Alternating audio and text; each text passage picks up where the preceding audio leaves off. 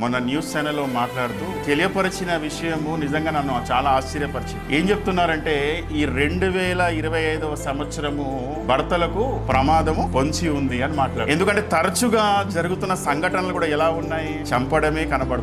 ఏక శరీరంగా దేవుడు చేసి ఉన్నాడు అంటే దాని వెనుకల దేవుడి ఆలోచన ఎంత ఉన్నతంగా ఉందో ఒకసారి ఆలోచించండి. ఈ వాక్యాన్ని చేతిలో పట్టుకున్నాం కాబట్టి మనకు మన జీవితం విలువ తెలుస్తుంది. ఈ వాక్యాన్ని వెంబడిస్తున్నాం కాబట్టి మన కుటుంబం విలువైందో మనకు అర్థమవుతుంటున్న దేవుని పిల్లలారా. కానీ ఈ వాక్యం తెలుసుకోలేనివాడు, లోకాన్ని చూసేవాడు ఎంత మోసపోతున్నాడో, ఎంత మోసములో ఉన్నాడో మనకు అర్థమవుతుంటున్నాడు. ఇలాంటి సంఘటనలు తరచుగా మన కళ్ళ ముందు కనబడతా ఉంటాయి. చూడండి, భార్యలను చంపడం కావచ్చు, లేకుంటే వివాహము చేసుకుని వచ్చిన కోడలను హింసించడం కానివ్వండి, లేదంటే పిల్లలు తల్లిదండ్రులను చంపడం కానివ్వండి, లేదంటే తల్లిదండ్రులే తల్లియో తండ్రియో పిల్లల్ని చంపడం కానివ్వండి. ఈ సంఘటనలు మన కళ్ళ ముందు కనబడుతున్నాయి అంటే వారికి గాని, వారికి ఉన్న పరిస్థితులను గాని, వారికి ఏమైనా జీవితం ఒక విలువ ఏమైనా అర్థమైందంటారా? లేదు. కానీ నిజంగా దేవుడు చూడండి మన గురించి ఎంత ఉన్నతంగా ఆలోచించి మనల్ని తీర్చిదిద్దుతున్నాడు చూడండి. ఒక సరి అయిన క్రమంలో మనల్ని పెడుతున్నాడు చూడండి. ఒక కుటుంబంగా మనం ఎలా ఉండాలి, సమాజంగా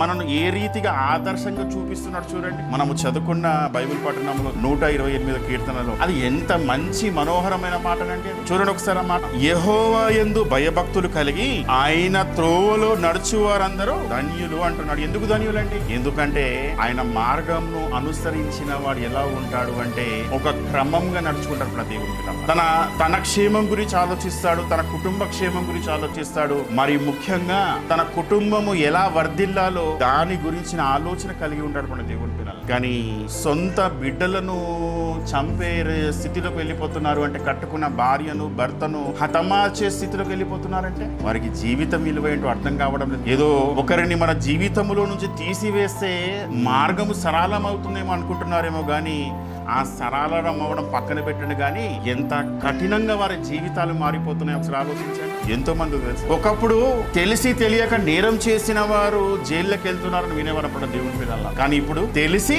నేరం చేసిన వాళ్ళు ఎక్కువ మంది నేరస్తులుగా మారుతున్నారు. తెలియక చేసింది కాదు ఏంటండి, వివాహము చేసినప్పుడు భార్య భర్తలుగా ఏకం అవుతారన్న విషయం తెలియదా? జీవిత కాలము ఇవ్వబడుతుంది అన్న విషయం తెలియదా? మాకు వివాహము జరిగిన తర్వాత దేవుడు గర్భఫలం ఇస్తారన్న విషయం తెలియదా? ఆ పిల్లలు మా పిల్లలన్న విషయం తెలియదా?